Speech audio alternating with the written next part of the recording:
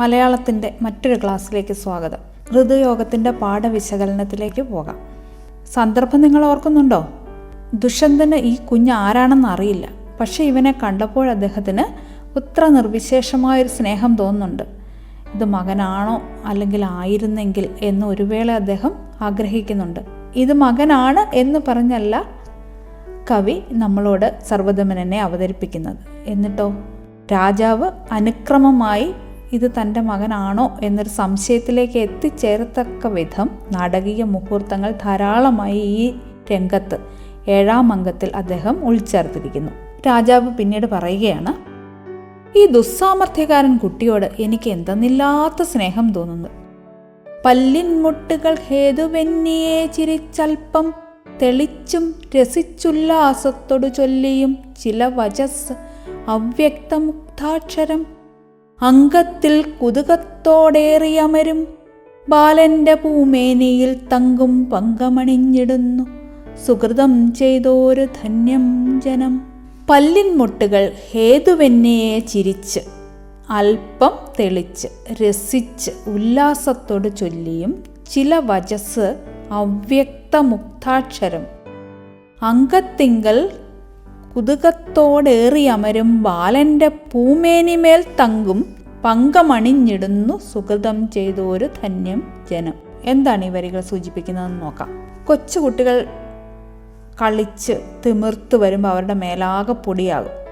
എങ്കിൽ പോലും ആ കുഞ്ഞുങ്ങളെ എടുത്ത് മടിത്തട്ടിൽ വെച്ച് ആരും ഇവന് പൊടിയാണ് അല്ലെങ്കിൽ അഴുക്കാണ് എന്ന് പറഞ്ഞ് എപ്പോഴെങ്കിലും ഏതെങ്കിലും ഒരു കുഞ്ഞിനെ മടിത്തട്ടിൽ എടുത്ത് വെച്ച് താലോലിക്കാതിരിക്കുമോ? അങ്ങനെ ആ കെട്ടിപ്പിടിക്കുമ്പോഴുണ്ടാകുന്ന അവൻ്റെ സ്വന്തം ജനങ്ങൾക്കുണ്ടാകുന്ന അല്ലെങ്കിൽ പിതാവിനുണ്ടാകുന്ന സന്തോഷം എത്ര വലുതായിരിക്കുമെന്ന് രാജാവ് ചിന്തിക്കുകയാണ്. ആ കുട്ടിയുടെ സൗന്ദര്യമാണ് പിന്നീട് രാജാവ് പറയുന്നത്. പല്ലിൻമുട്ടുകൾ ഹേതുവെന്നയെ ചിരിച്ചൽപ്പം തെളിച്ച് എന്ന് പറഞ്ഞാൽ അതിൻ്റെ അർത്ഥം എന്താ? പല്ല് നല്ല മുട്ടുപോലത്തെ പല്ല. ഏത് പൂവിൻ്റെ മുട്ടായിരിക്കും സാധാരണ നമ്മൾ പല്ലുമായി ചേർത്ത് പറയുന്നത്? മുല്ലമുട്ടാണല്ലേ. നല്ല മുല്ലമുട്ടുകൾ പോലെ അരിപ്പല്ലുകളാണ് ആ കുഞ്ഞിനുള്ളത്. മനോഹരമായ ആ പല്ലുകൾ കാട്ടിയവൻ ചിരിക്കുന്നു. പ്രത്യേകിച്ച് കാരണം വല്ലതും വേണോ കുഞ്ഞുങ്ങൾക്ക് ചിരിക്കാനും കരയാനും? വേണ്ട. ഇവനിങ്ങനെ വെറുതെ ചിരിക്കുകയാണ്.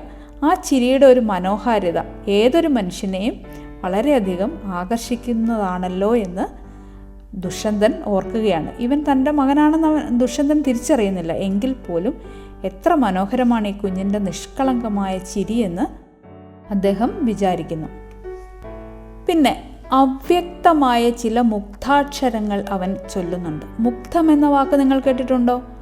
മുഗ്ധം എന്ന വാക്കിനർത്ഥം മനോഹരം. മനോഹരമായ ചില ശബ്ദങ്ങൾ അവൻ പുറപ്പെടുവിക്കുന്നുണ്ട്. എന്തൊക്കെയാണ്? കൊച്ചുകുട്ടികളുടെ കൊഞ്ചലുകളില്ലേ, അങ്ങനെ ചില കൊഞ്ചലുകൾ അവൻ പുറപ്പെടുവിക്കുന്നുണ്ട്. ഈ ശബ്ദങ്ങളും അവൻ്റെ സൗന്ദര്യവും എല്ലാം രാജാവിനെ വളരെ ആകർഷിക്കുന്നു. അദ്ദേഹം വിചാരിക്കുകയാണ്, ഇവനെ എടുത്ത് മടിയിൽ വെച്ച് താലോലിക്കാൻ പറ്റുന്ന ആ സുഹൃതമുള്ള ജന്മം എത്രയോ ധന്യമായിരിക്കുമെന്ന് രാജാവ് കരുതുന്നു.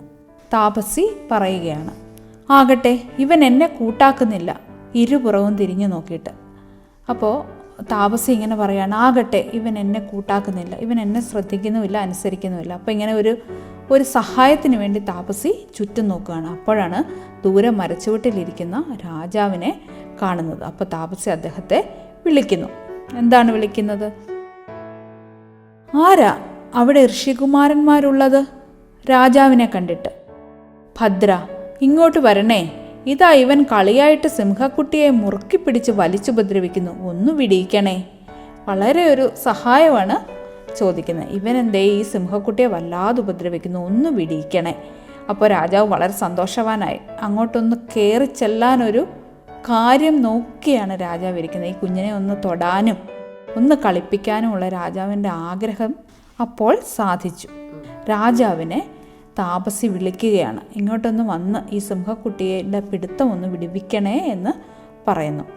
രാജാവ് പറയുകയാണ്, അങ്ങനെ തന്നെ. അടുത്ത് ചെന്ന് പുഞ്ചിരിയോടെ, എടോ മഹർഷി ബാലക എന്ന് അടുത്ത് ചെന്ന് കുഞ്ഞിനെ വിളിക്കുന്നു.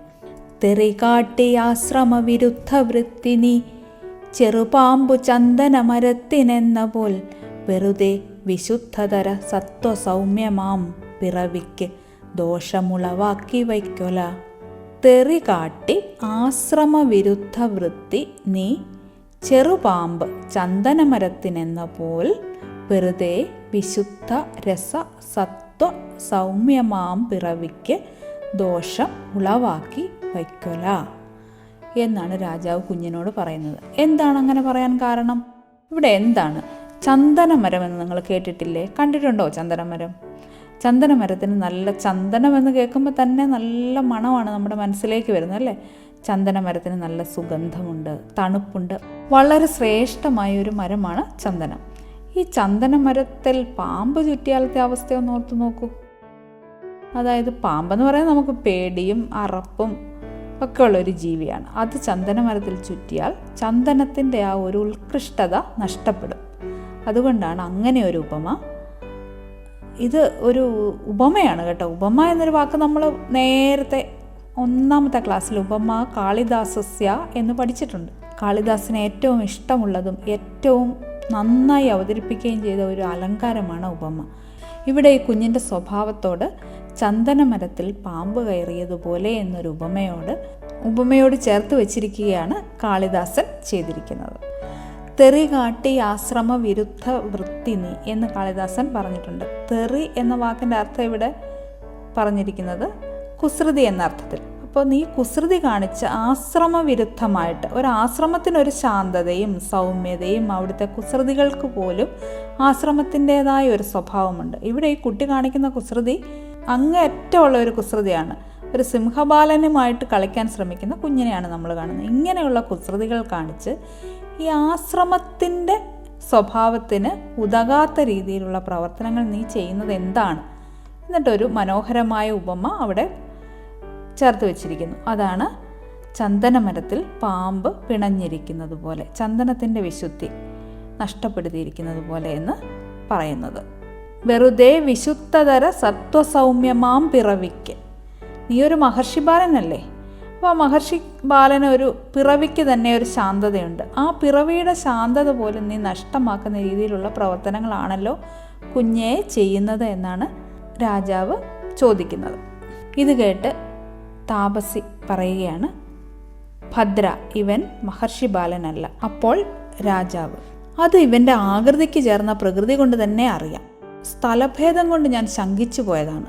പറഞ്ഞതുപോലെ ബാലനെ വിലക്കിയിട്ട് അവൻ്റെ സ്പർശന സുഖം അനുഭവിച്ച് നിൽക്കുകയാണ് രാജാവ്. അത് ഇവൻ്റെ ആകൃതിക്ക് ചേർന്ന പ്രകൃതി കൊണ്ട് തന്നെ അറിയാം. അതായത് ഇവൻ്റെ പ്രകൃതം കൊണ്ട് അറിയാം ഇവൻ മഹർഷി ബാലനല്ല. അവൻ ഈ ആശ്രമത്തിന് ചേർന്ന പ്രവൃത്തികളല്ലല്ലോ കാണിക്കുന്നത്. അതുകൊണ്ട് തന്നെ ഇവൻ്റെ പ്രകൃതം കൊണ്ട് തന്നെ എനിക്ക് മനസ്സിലായി എന്ന് രാജാവ് പറയുകയാണ്. ഗോത്രാദിയൊന്നും അറിയാതെ എനിക്കിവൻ്റെ ഗാത്രങ്ങളിൽ തൊടുകയാൽ സുഖമിത്ര മാത്രം. എത്രയ്ക്കു വേണം ഇവനെ പ്രതിപത്തിയോടെ പുത്രത്വമോർത്തു പുണരുന്നൊരു പുണ്യവാന്. ഗോത്രാദിയൊന്നും അറിയാതെ എനിക്ക് ഇവൻ്റെ ഗാത്രങ്ങളിൽ തൊടുകയാൽ സുഖം ഇത്രമാത്രം. എത്രയ്ക്ക് വേണം ഇവനെ പ്രതിപത്തിയോടെ പുത്രത്വമോർത്ത് പുണരുന്നൊരു പുണ്യവാന്. രാജാവ് പറയുകയാണ്, ഇവൻ ആരാണ് എന്താണ് എന്നൊന്നും അറിയുന്നില്ല എനിക്ക്. എന്നിട്ട് പോലും ഇവനെ തൊട്ട് നോക്കിയപ്പോൾ ഇവൻ്റെ ഗാത്രത്തിൽ, ഗാത്രം ഒരു പുതിയ വാക്കാണോ? നമ്മൾ നേരത്തെ പഠിച്ച വാക്കാണോ ഗാത്രം? ഗാത്രം എന്ന് പറഞ്ഞാൽ ശരീരം. ഇവൻ്റെ ഈ ശരീരത്തിൽ തൊടുമ്പോൾ എനിക്കെന്തൊരു സുഖമാണ്. അതുപോലെ എനിക്കിത്രയും സുഖമാണെങ്കിൽ ഇവൻ്റെ യഥാർത്ഥത്തിലുള്ള മാതാപിതാക്കൾക്ക് എന്തുമാത്രം സുഖമായിരിക്കും ഇവനെ തലോടുമ്പോൾ അല്ലെങ്കിൽ ഉണരുമ്പോൾ എന്ന് രാജാവ് പറയുകയാണ്. താപസി പെട്ടെന്ന് ആശ്ചര്യം, ഒരാശ്ചര്യമല്ല, ആശ്ചര്യം എന്നാണ് പറയുന്നത്. എന്തൊരു അത്ഭുതമായിരിക്കുന്നു. എന്തായിരിക്കും താപസിക്ക് അങ്ങനെ അത്ഭുതം തോന്നാൻ കാരണം? രാജാവ് പെട്ടെന്ന് ചോദിക്കണം, എന്താണ്? താപസി, അങ്ങയ്ക്കും ഇവനും ഛായ നന്നേ യോജിച്ച് കണ്ടതിനാൽ എനിക്ക് വിസ്മയം തോന്നിയതാണ്. മുൻപരിചയമില്ലെങ്കിലും അങ്ങയ്ക്കിവൻ വഴിപ്പെടുകയും ചെയ്തു. സാധാരണ കുഞ്ഞുങ്ങൾ പരിചയമില്ലാത്ത ഒരാളെ കണ്ടാൽ എടുക്കാൻ സമ്മതിക്കുമോ? ഇല്ല. പക്ഷെ ഇവിടെ ഈ കുഞ്ഞ് പരിചിതനല്ലെങ്കിൽ കൂടി രാജാവ് പിടിച്ചപ്പോൾ ഒന്നും തടയുകയോ അല്ലെങ്കിൽ വളരെ അരുമയോടെ അവൻ നിന്നു കൊടുക്കുകയാണ് ചെയ്തത്. എന്തോ ഒരു ബന്ധം പോലെ താപസിക്ക് തോന്നി. അത് മാത്രവുമല്ല, ഇവർ തമ്മിൽ വളരെ സാമ്യവും ഉണ്ടായിരുന്നു. കാഴ്ചയിൽ തന്നെ എന്തോ ഒരു സാമ്യം കൂടെ താപസിക്ക് തോന്നി. ഉടനെ രാജാവ് ബാലനെ ലാളിച്ചുകൊണ്ട് പറയുകയാണ്, ആരേ, മുനികുമാരനല്ലെങ്കിൽ ഇവൻ്റെ കുലമേതാണ്? വളരെ ആകാംക്ഷയോടെ രാജാവ് താപസിയോട് ചോദിക്കുകയാണ്, ഇവൻ്റെ കുലമേതാണ്? താപസി: പുരുവംശമാണ്. അപ്പം രാജാവ് പെട്ടെന്ന് മനസ്സിൽ ചിന്തിക്കുകയാണ്, തൻ്റെ വംശം തന്നെയാണല്ലോ അത്, പുരുവംശത്തിൽ പിറന്നവനാണ് ഈ രാജാവ്, അപ്പോൾ തൻ്റെ വംശത്തിൽപ്പെട്ടവനോ എന്ന് രാജാവ് അത്ഭുതത്തോടെ മനസ്സിൽ ചിന്തിക്കുന്നു. രാജാവ് വിചാരം എന്നൊരു വാക്കാണ് പിന്നെ രാജാവിനെക്കുറിച്ച് രാജാവ് വിചാരം എന്നാണ് പറയുന്നത്. മനസ്സിൽ പറയുന്നതാണ്, ആത്മഗതമാണ്. എങ്കിൽ പോലും കാണികൾക്കെല്ലാം കേൾക്കണം. കുറച്ച് ശബ്ദത്തിൽ രാജാവ് അത് അവതരിപ്പിക്കണം. ഇതൊരു നാടകത്തിലൂടെയാണ് നമ്മൾ കടന്നു പോകുന്നത്, മറക്കല്ലേ. എന്ത്, എൻ്റെ വംശം തന്നെയോ? അതാണ് ഇവന് എൻ്റെ ഛായയുണ്ടെന്ന് താപസിക്ക് തോന്നിയത്. പൗരവന്മാർക്ക് ഇങ്ങനെ അന്ത്യമായ കുലവ്രതമുണ്ടല്ലോ. അപ്പോൾ രാജാവ് ഇങ്ങനെ ചോദിക്കുകയാണ്, എൻ്റെ വംശത്തിൽ പിറന്നവനാണ്, വെറുതെ അല്ല താപസിക്ക് തോന്നിയത് ഇവൻ എൻ്റെ ഛായയുണ്ടെന്ന്. അപ്പോൾ രാജാവിന് മനസ്സിലായി ഇവരൊരു വംശമാണ്, അപ്പോൾ ഛായ വരാം. പിന്നെ ഇവൻ എങ്ങനെ ഇവിടെ വന്നു കാണും, അല്ലെങ്കിൽ ഈ ആശ്രമത്തിൽ ഇവൻ എങ്ങനെ ഉണ്ടായി കാണാമെന്ന് ചിന്തിക്കുകയാണ് രാജാവ്. ധരണീഭരണത്തിനായി മുന്നം പുരുസൗധങ്ങളിൽ വാണതിൻ്റെ ശേഷം തരുമൂല ഗൃഹസ്ഥരായി ചരിപ്പൂ പുരുവംശോത്ഭവർ ഏകപത്നിയോടെ. ധരണീഭരണത്തിനായി മുന്നം പുരുസൗധങ്ങളിൽ വാണതിൻ്റെ ശേഷം തരുമൂല ഗൃഹസ്ഥരായി ചരിപ്പൂ പുരുവംശോത്ഭവർ ഏകപത്നിയോടെ. അതായത് പുരുവംശത്തിൽ പിറന്ന രാജാക്കന്മാർ കൊട്ടാരത്തിൽ സുഖലോലുപരായിട്ട് ജീവിച്ച് സന്തോഷത്തോടെയൊക്കെ ജീവിച്ചതിന് ശേഷം ഒരു മക്കൾക്ക് അധികാരമൊക്കെ കൊടുത്തിട്ട് അവർ നേരെ തരുമൂല ഗൃഹസ്ഥരായിട്ട്, എന്ന് പറഞ്ഞാൽ എന്താ? തരു എന്ന് പറഞ്ഞാൽ എന്താ അർത്ഥം? വൃക്ഷം. നമ്മൾ പഠിച്ചിട്ടുള്ള വാക്കാ തരു. വൃക്ഷത്തിൻ്റെ മൂലം എന്ന് പറഞ്ഞാൽ വേര്. കാട്ടിലൊക്കെ ചെല്ലുമ്പോൾ വലിയ വൃക്ഷങ്ങൾ കാണും, അതിന് വലിയ പൊത്തുപോലെയുള്ള വേരുണ്ട്. അപ്പോൾ ആ വേരിനകത്ത് വീട് പോലെ അവരവിടെ താമസിക്കും. എല്ലാ സുഖഭോഗങ്ങളും വെടിഞ്ഞ് ജീവിതത്തിൻ്റെ അവസാന കാലം കാട്ടിൽ പോയി താമസിക്കുക എന്നത് പുരുവംശ രാജാക്കന്മാരുടെ ഒരു ശീലമാണ്. അപ്പോൾ അങ്ങനെ വന്ന രാജാക്കന്മാരുടെ വല്ലതും കുട്ടിയാണോ, അല്ലെങ്കിൽ അങ്ങനെ എത്തിയതാവാം ഇവൻ എന്ന് ദുഷ്യന്തൻ സംശയിക്കുന്നുണ്ട്. ഇത്രയും രാജാവ് ആത്മഗതമായിട്ട് പറഞ്ഞതാണ്. ഇനി വെളിച്ചത്തോടെ, അതായത് പുറത്തേക്ക് താപസിക്ക് കേൾക്കത്തക്കവണ്ണം പിന്നീട് രാജാവ് പറയുകയാണ്, മനുഷ്യർക്ക് ബോധിച്ചതുപോലെ കടന്നു വരാവുന്ന സ്ഥലമല്ലല്ലോ ഇത്. അതായത് മനുഷ്യർക്ക് വിചാരിച്ചാൽ ഉടനെ എത്താൻ പറ്റുന്ന സ്ഥലമല്ലല്ലോ ഈ കശ്യപാശ്രമം. ഞാൻ തന്നെ ഇവിടെ വന്നത് അനുവാദം ചോദിക്കാൻ ആളെ വിട്ട് ചോദിപ്പിച്ചിട്ടാണ് എന്നുള്ള ഒരർത്ഥത്തിൽ രാജാവ് പറയുകയാണ്, മനുഷ്യർക്ക് ഇങ്ങനെ വെറുതെ വന്ന് കയറാവുന്ന സ്ഥലമല്ലല്ലോ ഇത് എന്ന് പറയുന്നു. അപ്പോൾ താപസി അതിന് മറുപടിയായിട്ട് പറയുന്നു, അങ്ങ് പറഞ്ഞത് ശരി തന്നെ. അപ്സര സംബന്ധം കൊണ്ട് ഈ ബാലൻ്റെ മാതാവ് ദേവഗുരുവായ കാശ്യപൻ്റെ ഈ ആശ്രമത്തിൽ ഇവനെ പ്രസവിച്ചു. വെറുതെ ആർക്കും വന്ന് കയറാവുന്ന സ്ഥലമല്ലല്ലോ എന്ന് രാജാവ് പറഞ്ഞതിന് മറുപടിയായിട്ട് പറയുകയാണ്, ഒരു അപ്സരസാണ് ഈ സ്ത്രീയെ ഇവിടെ കൊണ്ടുവന്നതെന്നുള്ള അർത്ഥത്തിലാണ് അപ്സര സംബന്ധം കൊണ്ട് ദേവഗുരുവായ കാശ്യപൻ്റെ ആശ്രമത്തിൽ ഇവൻ്റെ അമ്മ ഇവനെ പ്രസവിച്ചുവെന്ന് താപസി പറയുന്നു. രാജാവ് മനസ്സിൽ വിചാരിക്കുകയാണ്, എൻ്റെ ആശയ്ക്ക് ഒരു താങ്ങലും കൂടി. എന്ന് പറഞ്ഞാൽ എന്തായിരിക്കും? ഒരു പ്രതീക്ഷയുണ്ട്, ഇത് തൻ്റെ കുഞ്ഞാണോ എന്നൊരു പ്രതീക്ഷ ഇങ്ങനെ രാജാവിൻ്റെ ഉള്ളിൽ എപ്പോഴും ഉണ്ട്. അപ്പോൾ തൻ്റെ ഒരു ആഗ്രഹത്തിനൊരു താങ്ങലും കൂടിയാണ്. ഒരു അപ്സര സംബന്ധം എന്നൊരു വാക്ക് വന്നപ്പോൾ ശരിക്കും രാജാവിനറിയാം ഇവൾ അപ്സരസിൻ്റെ പുത്രിയാണ് എന്നുള്ളത്. അപ്സര സംബന്ധം എന്നൊരു വാക്ക് കേട്ടപ്പോൾ രാജാവ് വിചാരിക്കുകയാണ്, ഇത് ശകുന്തള ആകുമോ എന്നൊരു ചെറിയൊരു പ്രതീക്ഷ രാജാവിൻ്റെ മനസ്സിൽ ഉണ്ടാവുകയാണ്. വെളിവായി തെളിച്ചത്തിൽ എല്ലാവർക്കുമായിട്ട് രാജാവ് പറയുന്നു, എന്നാൽ ആ ശ്രീമതിയുടെ ഭർത്താവായ രാജർഷിയുടെ പേരെന്താണ്? ആ രാജർഷിയുടെ പേരെന്താണ് എന്ന് താപസി അതിന് മറുപടി ആയിട്ട് പറയുകയാണ്, ധർമ്മപത്നിയെ ഉപേക്ഷിച്ച അയാളുടെ നാമധേയം ആരുച്ചരിക്കും? പത്നിയെ ഉപേക്ഷിച്ച, ധർമ്മപത്നിയെ വെറുതെ ഉപേക്ഷിച്ച് കളഞ്ഞ അയാളുടെ നാമധേയം ആരുച്ചരിക്കും? ഇത് കേട്ടപ്പോൾ രാജാവിന് എന്ത് തോന്നിക്കാണും? വീണ്ടും ഒരു പ്രതീക്ഷ, താനും അങ്ങനെ തന്നെയാണല്ലോ ചെയ്തതെന്നൊരു കുറ്റബോധം ഒരു പക്ഷേ രാജാവിൻ്റെ മനസ്സിൽ ഉണ്ടായി കാണാം. രാജാവ് മനസ്സിൽ വിചാരിക്കുകയാണ്, ഈ പറയുന്നത് എന്നെ തന്നെ ഉദ്ദേശിച്ചായിരിക്കണം. ഈ കുട്ടിയുടെ അമ്മയുടെ പേര് ചോദിച്ചാലോ? അല്ലെങ്കിൽ പരസ്ത്രീ പ്രസംഗം ശരിയല്ല, എന്നെ തന്നെ ആയിരിക്കും എന്ന് വിചാരിച്ചിട്ട് ആ സ്ത്രീയുടെ പേര് ചോദിച്ചാലോ എന്ന് വിചാരിക്കുന്നു. പിന്നെ രാജാവ് തന്നെ തിരുത്തുന്നു, പരസ്ത്രീയുടെ, ഒരു അന്യായ ഒരു സ്ത്രീയുടെ കാര്യങ്ങൾ ചോദിക്കുന്നതിൽ ഒരു ചെറിയ മാന്യതക്കുറവുണ്ട്, അതുകൊണ്ട് അത് ചോദിക്കണ്ട എന്ന് രാജാവ് മനസ്സിൽ വിചാരിക്കുന്നു. തൻ്റെ പുത്രൻ തന്നെയാണോ ഇതെന്നുള്ള രാജാവിനൊരാകാംക്ഷയില്ലേ?